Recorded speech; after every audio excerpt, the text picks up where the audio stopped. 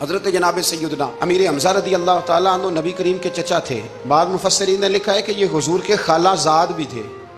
ان کی والدہ اور حضرت آمنہ دونوں بہنیں تھیں، اور ان دونوں نے ایک کی لونڈی سویبہ کا دودھ بھی پیا تھا۔ رضائی بھائی بھی تھے، کچھ نے لکھا ہے 4 سال بڑے تھے، کچھ نے لکھا ہے 2 سال بڑے تھے، کچھ نے لکھا صرف 6 مہینے عمر زیادہ تھی نبی پاک، صرف 6 مہینے۔ حضرت امیر حمزہ رضی اللہ تعالیٰ عنہ بڑے بہادر تھے، بڑے نڈر تھے، بڑے بے باک تھے، بڑے جفا کش تھے، بڑے مجاہد تھے، بڑے بے باک تھے، جری تھے، ہمت والے تھے، فیصلہ کرنے کی طاقت رکھتے تھے۔ میرے نبی رحمت علیہ السلام کے بڑے محبوب تھے حضرت امیر حمزہ، پر اپنی باتوں کے کھرے، وعدوں کے پکے، سٹینڈ لینے کا مزاج رکھنے والے حضرت امیر حمزہ فرماتے ہیں ابھی کلمہ نہیں پڑھتے تھے۔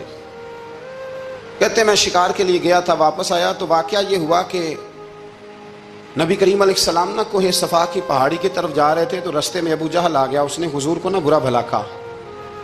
میرے نبی کریم علیہ السلام نے نا آج اس کے جواب میں خاموشی اختیار کی۔ خاموشی بہت بڑا طوفان ہوتی ہے، چپ رہنا بہت بڑا طوفان ہوتا ہے۔ حضور خاموش ہو گئے مکمل، کوئی بات نہیں، حضور دیر تک خاموش رہے۔ نبی کریم علیہ السلام جب خاموش رہے تو سر پٹایا، اور اس کے ہاتھ میں ڈنڈا تھا، حضور کے سر اقدس پر دے مارا۔ حضور کچھ نہیں بولے، خاموش رہے، سر پہ ہاتھ رکھا، گھر تشریف لے کے وہ لونڈی دیکھ رہی تھی۔ نبی کریم علیہ السلام تشریف لائے حضرت ختیجہ کے گھر۔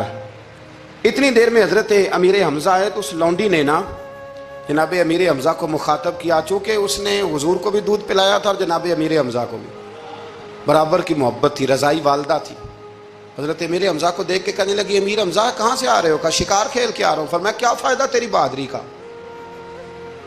کیا مطلب ہے تیرے اس سارے کارنامے کا، کہا ہوا کیا؟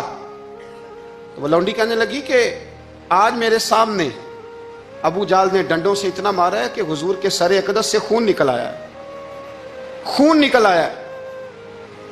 مجھے پتہ ہے ابو جہل یہ ظلم اس لیے کرتا ہے کہ محمد ابن عبداللہ کے والد موجود نہیں۔ آج اگر ان کے والد ہوتے، دادا عبد المطلب ہوتے تو پھر میں دیکھتی تھی کون ان کے قریب آتا۔ یہ لفظ کہے نا تو جناب امیر حمزہ رو پڑے۔ شکار وہیں پھینکا، درخت سے ڈنڈا توڑا۔ ابو جہل بیٹھا تھا حرم مکہ میں، کفار کے درمیان ٹولیاں بنا کے وہاں گئے اور زور سے ڈنڈا اس کے سر پہ مارا، اور ڈنڈا مار کے کہنے لگے تجھے شرم نہیں آتی؟ میرے بھتیجے کو لاوارث سمجھتے ہو؟ جرت ہے تو ذرا آنکھ اٹھا کے ایک دفعہ دیکھو، میں تمہاری آنکھ نہ نکال دوں تو کرو ہمت، اگر طاقت ہے بولو۔ اللہ اکبر۔ جب یہ لفظ کہے، جب یہ بات کری تو ابو جہل کانپنے لگا۔ کچھ لوگوں نے چاہا حضرت امیر حمزہ کے معاملے میں مداخلت کرنی، پر کہنے لگا چپ کر دو، تمہیں پتہ نہیں یہ شیر بڑا ہے، یہ دلیر ہے، یہ طاقتور ہے، خبردار کوئی بات نہ کرنا۔ اللہ اکبر۔ حضرت امیر حمزہ وہاں سے نہ نکل کے تو سیدہ ختیجہ کے گھر آئے۔ سیدہ ختیجہ الکبریٰ رضی اللہ تعالیٰ عنہ نا نبی کریم کو مرہم پٹی کر رہی تھی۔ حضور نے چچا کا چہرہ دیکھا تو آنکھوں میں آنسو آ گئے۔ حضرت امیر حمزہ بھی روئے اور کہنے لگے بھتیجے خوش ہو جا، میں اس کا سر پھوڑ آیا ہوں، اتنی زور سے مارا ہے کہ اس کو ہمت نہیں ہوئی بات کرنے کی۔ حضرت امیر حمزہ کے جواب میں محبوب فرمانے لگے چچا میں ابو جہل کا سر پھوڑنے سے تو خوش نہیں نہ ہوتا۔ کہا آپ کیسے خوش ہوتے ہیں؟ فرمایا آپ کلمہ پڑھ جائیں میں خوش ہو جاؤں گا۔ تو حضرت امیر حمزہ کہنے لگے کلمہ پڑھنے سے راضی ہو جاؤ گے، خوش ہو جاؤ گے، بس اتنی سی بات؟ فرمایا ہاں۔ تو کہا پڑھاؤ کلمہ، پڑھاؤ کلمہ۔ حضرت محبوب کریم نے کلمہ پڑھایا اور جناب امیر حمزہ اسی وقت مسلمان ہو گئے۔ بس پھر اللہ نے اسلام کو قوتیں دے دی۔